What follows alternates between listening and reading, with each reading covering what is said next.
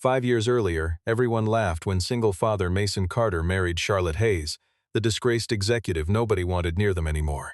She had lost her company, her reputation, and nearly every dollar. People whispered Mason had thrown away his future on a broken woman with nothing left to offer. He never answered them. Then, 5 years later, executives gathered for the unveiling of the most advanced industrial energy system built in America. When the black doors opened, Mason walked in beside Charlotte. The room fell silent. Her former board members stared at the screen and realized who owned everything now. Stay until the end, because what shocked them was never the money, but the secret Charlotte kept for 5 years. The story begins at a technology gala in downtown Seattle, 5 years before the night that would change everything. Charlotte Hayes had once been one of the most celebrated young chief executives in the entire Pacific Northwest, a woman whose name appeared on the cover of business magazines before she turned 35. But in the span of 3 months, her reputation collapsed completely after Hayes Meridian Technologies announced a shortfall of nearly $40 million tied to its next-generation industrial battery storage program. An internal investigation moved quickly, and blame settled on Charlotte almost overnight. She was forced to resign. The board released a public statement claiming her reckless oversight had pushed the company to the edge of bankruptcy. Publications that once praised her vision now called her a failed executive, and the label followed her everywhere she went. Her fiancé broke off their engagement only weeks later, unwilling to stay attached to a name that had become radioactive. Friends from the business world stopped returning her calls. At the last gala Charlotte ever attended in that world, she sat almost entirely alone at a table meant for 8. Nobody said anything cruel to her face. But the glances and the murmurs behind raised glasses said everything that needed saying. She left early, walking through a parking garage that smelled of rain and old concrete. Her sedan, a car she had once thought nothing of driving, refused to start. Horns from other cars leaving the event echoed past her without a single one slowing down. The only person who stopped that night was a maintenance manager named Mason Carter, who happened to be checking the building's electrical systems after hours. He recognized Charlotte immediately but never asked about the scandal that had followed her for months. He simply opened the hood, checked the wiring, and got her car running again without a word of judgment. Charlotte finally asked him if he knew who she was. Mason answered simply that he did. She asked why he was still helping her, and he told her that a car that would not start was a much simpler problem than anything people were saying about her that year. It was, for the first time in months, a moment where Charlotte felt treated like a person instead of a headline. She thanked him quietly, embarrassed at how close she had come to tears over something as small as a stranger checking a battery cable. Mason only shrugged and told her that everyone eventually needed a hand with something they could not fix alone. He closed the hood, wiped his palms on his jacket, and walked back toward the service entrance without asking for anything in return, not even her name, though he already knew it.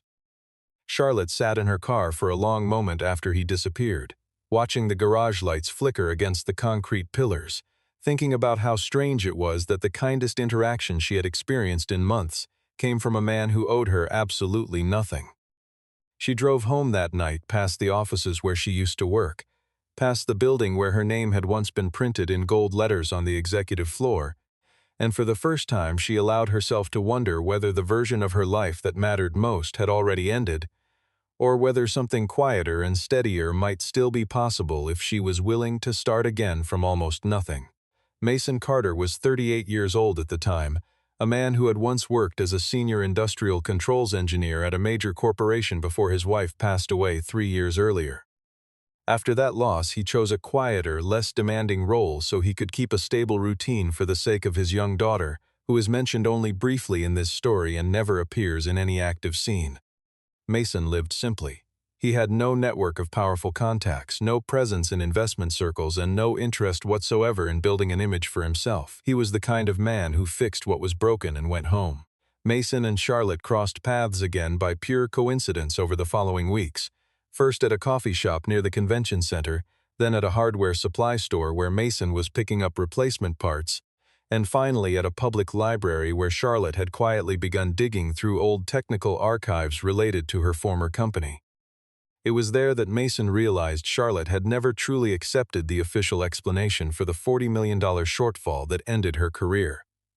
She confessed to him that she believed the research data presented to the board had been altered before it ever reached her desk for final approval. But by the time she suspected anything, every one of her access credentials had already been revoked. Mason did not immediately believe her, nor did he dismiss her. He simply asked a direct question that surprised her. If she was right, did she want her company back? Charlotte sat with the question for a long moment before answering. She told him no, that what she wanted was not the company, but her name. Something about that answer changed the way Mason looked at her, because it was the first time since the scandal that anyone had heard her describe what she truly wanted instead of what she had lost. He recognized something familiar in her, a person trying to rebuild not for revenge but for the simple right to be understood correctly again, and it reminded him of his own quiet effort to rebuild a life after everything he had once counted on disappeared without warning. They began meeting more often after that, though neither of them called it anything in particular at first. Sometimes it was a walk near the waterfront after Mason finished his shift, sometimes a short conversation at the library where Charlotte had claimed a corner table as her unofficial office. Mason never asked her to justify her past, and Charlotte never asked him to explain why a man with his background had chosen such a modest life. There was an unspoken understanding between them that neither person owed the other a full accounting of everything that had gone wrong.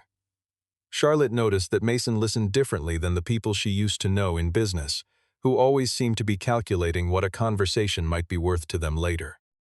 Mason simply listened, asked a question when something did not add up, and let silence sit comfortably between them when there was nothing useful to say. For a woman who had spent months surrounded by whispers and calculated distance, that plainness felt like the first honest thing she had encountered in a very long time. The relationship between Mason and Charlotte developed slowly, over the course of nearly a year, with none of the dramatic gestures people might expect from a story like theirs. There was no grand pursuit, no extravagant courtship. Instead, they built something quieter through long conversations about failure, responsibility, and what a person is supposed to do with a life after everything they once counted on has been taken away. Charlotte had once been extremely wealthy, and Mason never seemed to care about that fact one way or another. Mason had once held a promising engineering career with a clear path upward, and Charlotte never judged him by the modest title he now carried. When the two of them decided to marry, the reaction from the people around them was almost universally negative. Several of Mason's co-workers warned him privately that Charlotte would drag him into lawsuits and debt he could never recover from.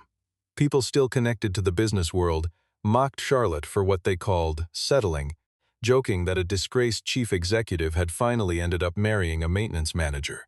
Adrian Hayes, Charlotte's cousin and a member of the board that had removed her, said it plainly during a family dinner, remarking that a failed executive marrying a man who repaired machines for a living meant the two of them were at least evenly matched. Mason did not raise his voice. He simply stood, placed a steady hand on the back of Charlotte's chair, and told the table that Charlotte did not need anyone's approval for how she chose to live her life. Then the two of them left together without another word. Their wedding was small. There was no press coverage, no appearance from anyone still connected to the corporate world Charlotte had once belonged to, and no attempt to impress anyone watching. Only a handful of people who genuinely cared about them were present that day. In the eyes of the elite circles Charlotte once moved through, she had effectively disappeared from relevance entirely, a woman written off as a cautionary tale rather than someone still capable of building anything worth noticing. What none of them understood was that Charlotte had never felt more certain of a decision in her entire life. She had spent years surrounded by people who measured her worth by her title, her earnings, and her visibility at the right events, and every one of those people had vanished the moment those things disappeared. Mason offered none of that and expected none of it in return. He asked only that she be honest with him, that she show up for the life they were building together even on the days when it felt small and unglamorous. Charlotte found that request oddly comforting, because for the first time in years, nobody was asking her to perform confidence she did not feel. On the morning after the wedding, Mason made coffee in his cramped kitchen while Charlotte sat at a second-hand table reading through old engineering notes she had kept from her final year at Hayes Meridian, and neither of them spoke of the people who had mocked the match the night before. It simply did not matter to either of them anymore. After the wedding, Mason discovered that Charlotte had quietly kept thousands of pages of technical notes from her years running Hayes Meridian. The project that had supposedly caused the $40 million loss actually centered on an industrial energy storage system capable of dramatically reducing operating costs for large manufacturing plants. The underlying technology had never been the problem. The real issue was how the budget and the test results had been reported to the board before her removal. Mason studied the designs Charlotte still remembered in detail and immediately recognized the potential sitting untouched in her old notebooks. He suggested a simple idea that would shape everything that followed. Instead of trying to reclaim what had been taken from her, they would build something the people who removed her had never understood in the first place. The two of them rented a small warehouse on the outskirts of Seattle. Charlotte contributed what remained from selling her old apartment, and Mason added his personal savings, money he had originally set aside for his daughter's future. During the day, Mason continued working his regular job to keep steady income coming in. In the evenings, the two of them built early prototypes together in that cold warehouse, often working until well past midnight. Mason handled the control systems, thermal performance, and long-term reliability testing. Charlotte focused on product architecture, financial structuring, and eventual commercial strategy. Nobody in their old circles knew what they were doing, and Charlotte had completely stopped appearing anywhere in public or professional settings. Meanwhile, Hayes Meridian continued operating, but its own energy storage product kept running into repeated performance failures. Adrian gradually climbed his way into the chief executive position during this period. He often told people that Charlotte's downfall proved talent alone means nothing without discipline, a line he seemed to enjoy repeating at industry dinners whenever her name came up. Charlotte heard those remarks secondhand and refused to let them pull her back into old arguments she no longer had the energy to fight. Instead, she poured that frustration into the work in front of her, redesigning cooling architecture late into the night, while Mason tested wiring configurations at the opposite end of the warehouse. There were nights when the only light in the building came from a single work lamp clipped to a steel beam, and nights when the heater broke, and they worked in their coats just to keep the electronics warm enough to function properly. Mason never once suggested that the effort was too much, and Charlotte never once apologized for the hours it demanded from both of them. They developed a rhythm that felt closer to partnership than any relationship Charlotte had known before, built on shared exhaustion, shared small victories, and a stubborn refusal to let anyone else define what their future was allowed to look like. Slowly, prototype by prototype, failure by failure, something real began to take shape inside that cold, borrowed space neither of them owned outright, but both of them had staked everything on. 2 years into their marriage, Mason and Charlotte were nearly out of money. Their third prototype failed catastrophically during a thermal stress test, sending smoke through the warehouse and destroying weeks of careful work in a matter of seconds. A promising client backed out immediately after hearing about the failure. A bank they had approached for a small business loan turned them down flat, citing insufficient collateral and an unproven product line. Charlotte began to believe she had done exactly what people warned Mason she would do, that she had dragged a good man down into the same collapse that had already ruined her once. Late one night in the warehouse, surrounded by the wreckage of their failed prototype, she told Mason it might be time to stop, that he had already sacrificed more than enough for her sake. Mason answered without hesitation. He told her he was not doing this work because she needed to be rescued. He was doing it because their system worked, and because she had been right from the very beginning about what had actually happened to her career. This moment carried real emotional weight, though neither of them treated it like a grand declaration. It was simply a statement of absolute trust, quiet and unshakable. Mason sold the last remaining piece of his old life, a sports car he had kept from his engineering years despite never having the heart to drive it much anymore. Charlotte used the money to finish a fourth prototype, refining the flaws that had caused the earlier failure. This time, the system performed even better than either of them had projected. A food processing plant in Oregon agreed to a 6-month trial run under strict performance conditions. The results arrived months later and exceeded every expectation. Energy costs at the facility dropped by 27%. Unplanned downtime fell sharply across every production line. Shortly afterward, their very first paying order finally arrived. Charlotte read the confirmation email 3 times before she believed it was real.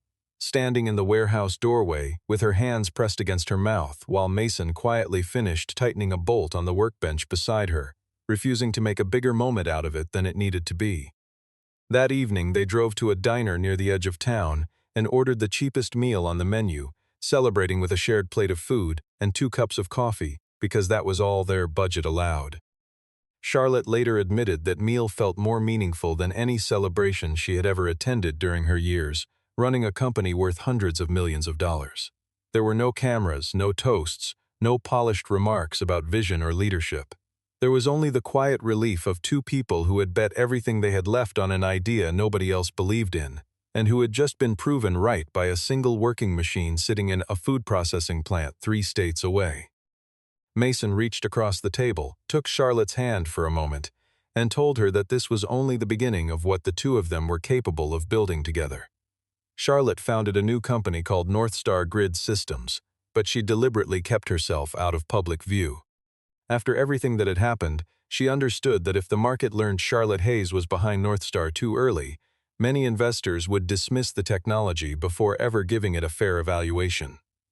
Mason had no interest in becoming a public face either, preferring to let the work speak on its own terms. Together they hired a small team of engineers, and Northstar grew in a manner that was almost entirely quiet, gaining traction one careful contract at a time rather than through any dramatic public launch. By the 3rd year, the company had reached $18 million in annual revenue. By the 4th year, 3 major automotive manufacturers had signed on as clients, and a large logistics conglomerate began using Northstar systems across 8 separate distribution centers nationwide. Northstar was no longer simply surviving. It was becoming a direct and serious competitor to Hayes Meridian itself.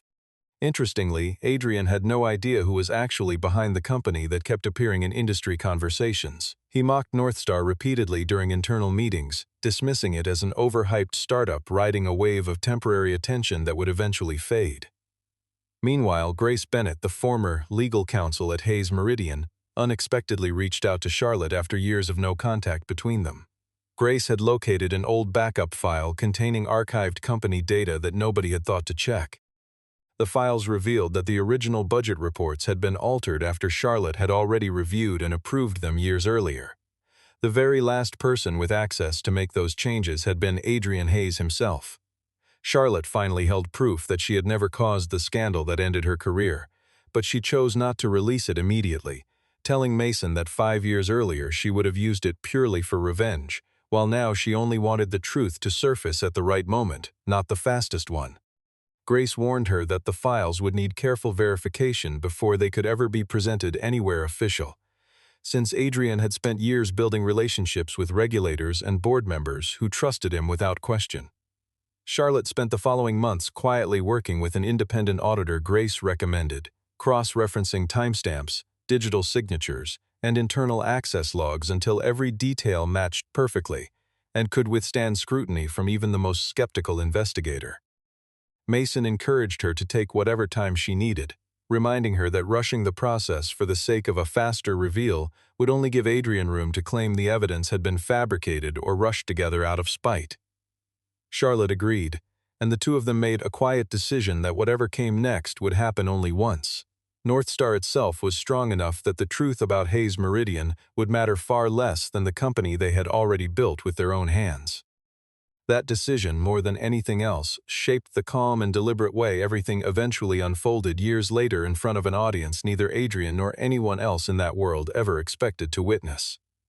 5 years had passed since the day Mason married the woman everyone had rejected. Hayes Meridian was now struggling badly. Their aging storage technology had fallen far behind newer systems on the market, and 3 of their largest clients had already quietly shifted their contracts to a mysterious competitor known only as Northstar Grid Systems. Adrian received a formal invitation to attend the unveiling of a next-generation industrial energy platform at the Seattle Convention Center. The event was expected to draw hundreds of chief executives, investors, and government representatives. Rumors circulated that Northstar was preparing to announce a contract worth well over $1 billion. Adrian decided to attend, curious to finally learn who had been quietly outperforming his company for years. He mentioned to Logan Brooks, a longtime investor in the industry, that he wanted to see whatever genius was hiding behind the operation. Logan simply told him he might be surprised by what he found. The convention hall filled quickly that evening, every seat taken well before the scheduled start time. A massive screen displayed the Northstar logo above the stage. The lights dimmed slowly, and a low hum of anticipation moved through the crowd as everyone waited to see who would finally step forward and claim credit for the company that had reshaped an entire industry in near total silence. The announcer's voice carried clearly across the hall, welcoming the two founders of Northstar Grid Systems to the stage. A set of doors at the back of the platform opened. Mason Carter stepped through first. Beside him walked Charlotte Hayes. For one long, suspended moment, Adrian sat completely frozen in his seat, unable to process what he was seeing in front of hundreds of people who had once dismissed her entirely. He glanced quickly at Logan, expecting some sign of shared confusion, but Logan only sat back in his chair with the calm expression of a man who had already guessed the answer weeks earlier and simply chosen not to say anything. Around the hall, small ripples of recognition spread outward as more people realized exactly who was walking onto that stage. Some leaned toward their neighbors to whisper. Others simply stared, unwilling to trust their own memory of a woman they had assumed had faded into irrelevance years earlier. Adrian felt his jaw tighten as the applause began to build, first scattered and uncertain, then steady and full across the entire room. He had spent years telling colleagues that Charlotte Hayes was a cautionary tale, a warning about what happened to executives who lost control of their own operations. And now she stood in front of an audience that seemed genuinely eager to hear what she had to say.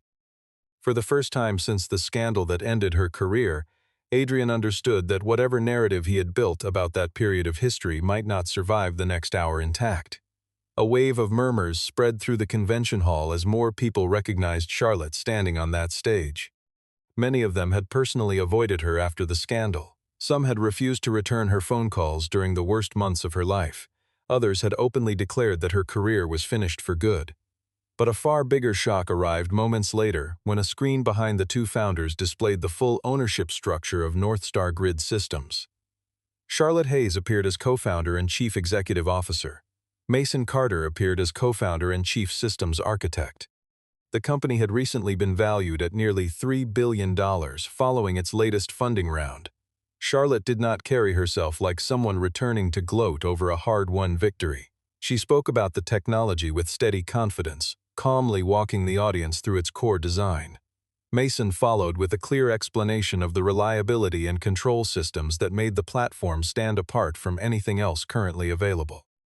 The two of them moved through the presentation as though they had rehearsed this moment together thousands of times before, finishing each other's points with an ease that came only from years of genuine partnership. Adrian stared at Mason, the same man he had once dismissively called nothing more than a machine repairman at a family dinner years earlier. Mason never once glanced in his direction. After the presentation concluded, Northstar announced a major supply agreement with a coalition of 7 large manufacturing corporations. 3 of those companies had previously been core clients of Hayes Meridian. Investors throughout the hall sat in stunned silence, processing the sheer scale of what had quietly been built while nobody was paying attention.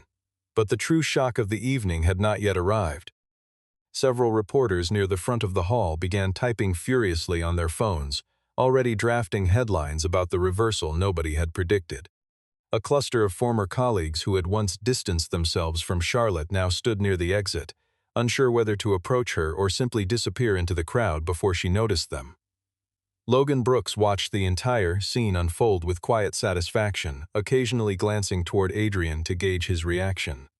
Adrian's hands remained clenched at his sides throughout most of the presentation, his composure slipping further with every polite round of applause that followed. He had built an entire narrative around Charlotte's failure, repeating it so often at industry functions that he had nearly convinced himself it was the only version of events that mattered. Now that narrative sat exposed in front of the very people who had once accepted it without question. Charlotte, for her part, never once looked toward Adrian during the presentation, never gave any indication that she was even aware of his presence in the room. Her attention stayed fixed on the technology, the partnership beside her, and the audience she had spent 5 long years quietly earning back one careful decision at a time. During the question period following the presentation, a reporter near the front asked Charlotte directly whether she viewed Northstar as an act of revenge against her former company. Charlotte answered simply that she did not. She explained that most of the people who had worked at Hayes Meridian had never personally wronged her in any way. Then she paused for a moment before adding that there was one part of the story that still needed to be corrected. Grace Bennett walked onto the stage carrying a folder of printed material. Independent audit findings were displayed on the screen behind them for the entire hall to see. The documents demonstrated that Charlotte had never approved the transfer of funds away from the research program that later caused her removal. Digital signatures and internal system logs showed that the original reports had been altered after she had already reviewed and signed off on them. Access to make those specific changes belonged to a very small group of people within the company. Adrian Hayes was one of them. The hall fell into complete silence. Charlotte did not directly accuse him of theft in front of the audience. She stated only that the evidence had already been forwarded to the appropriate regulatory authorities and to an independent auditing firm for further review. Adrian rose from his seat immediately, insisting loudly that Charlotte was simply using her newfound wealth to rewrite history in her own favor. Charlotte turned and looked directly at him. 5 years earlier, she might have raised her voice and matched his anger in front of everyone watching. This time she said only one calm sentence in response. She told him that she had lost 5 years of her life because history had been written incorrectly the first time, and that today she was simply putting it back where it belonged. Adrian opened his mouth to respond again, but no words came out. Security personnel near the side exits shifted their attention toward him without moving, a quiet signal that the moment for outbursts had passed.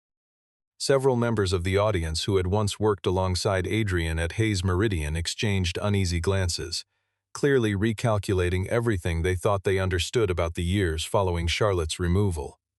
Logan Brooks leaned forward slightly in his seat, watching Adrian with an expression that carried no surprise at all, only quiet confirmation of something he had apparently suspected for some time.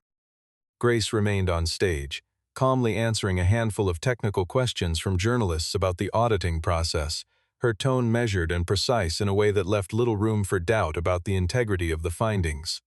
Charlotte did not linger on the moment longer than necessary. She thanked the audience for their attention, acknowledged the auditing team by name, and redirected the conversation back toward the technology itself, treating the revelation about Adrian not as the climax of her evening, but simply as one necessary correction on the way towards something far more important that she and Mason had spent 5 years quietly building together. After the event ended, media coverage focused heavily on both Charlotte and Mason. One reporter asked Mason how it felt knowing that so many people had once claimed he ruined his own future by marrying Charlotte. Mason did not attack anyone or defend himself with anger. He simply said that he had not married a chief executive. He had married a woman he believed in. That single answer was widely repeated in the days that followed, quoted across business publications and shared among people who had followed the story for years. Another reporter asked Charlotte whether Mason had rescued her during the darkest period of her life. Charlotte gently corrected the framing.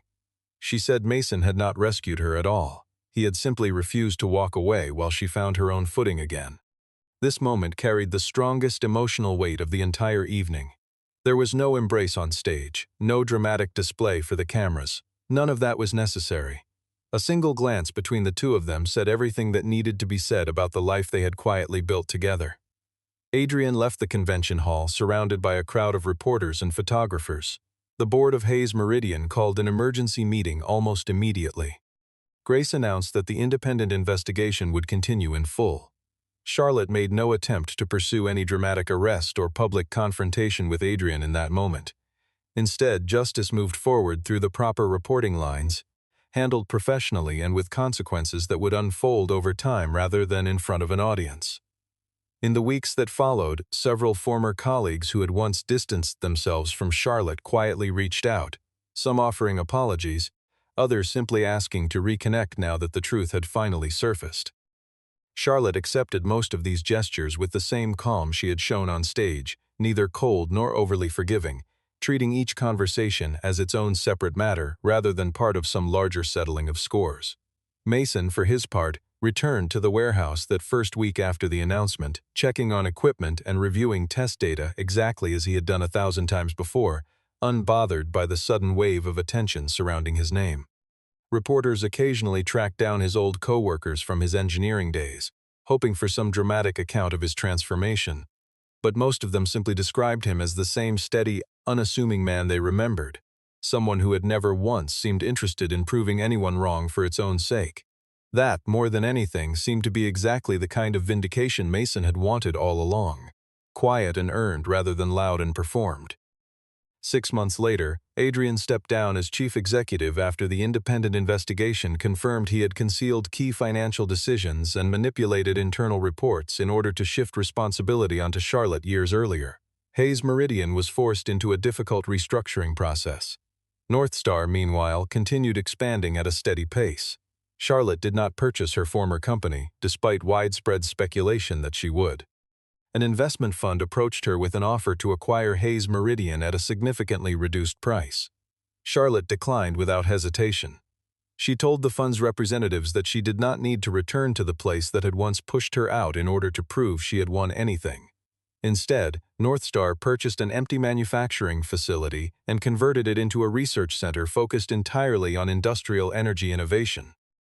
Mason built a training program designed for experienced technicians who had real skill but lacked prestigious credentials, the same kind of overlooked talent nobody had ever given him a chance to prove either. Charlotte funded a separate initiative supporting executives who had been wrongly accused during internal corporate disputes, establishing an independent review process meant to prevent exactly what had happened to her from happening to someone else. The story reaches its quiet conclusion one evening at the very warehouse where North Star first began. The building had been preserved deliberately, kept as the company's original testing space rather than demolished or sold. Charlotte walked in and paused beside the same steel table where their very first prototype had once sat, half-finished and full of promise nobody else believed in. Mason was near the back, adjusting a sensor on a newer piece of equipment, exactly the kind of quiet, focused work he had always preferred over any spotlight. Charlotte asked him if he had ever imagined they would come this far. Mason answered honestly that he had not. She smiled and asked what he had actually been thinking the day he married her. Mason looked up at her for a long moment before answering that he had thought she needed someone who would not walk away. Charlotte shook her head gently and told him he was wrong. She said what she had truly needed was someone who could see her clearly before she remembered who she was herself. The two of them stood together in that quiet room, a space that had once witnessed their most uncertain, nearly empty-handed days. Beyond the window stood North Star's new headquarters, glowing softly against the evening sky. It was not a palace. It held no fleet of extravagant cars parked outside for show. It carried no symbol of revenge or bitterness toward anyone who had once written them off. What truly left the people who had once mocked them speechless was never simply that Charlotte had returned as the leader of a company worth billions of dollars. It was that the woman everyone assumed had lost absolutely everything had instead built a life stronger and more honest than anything ever taken from her.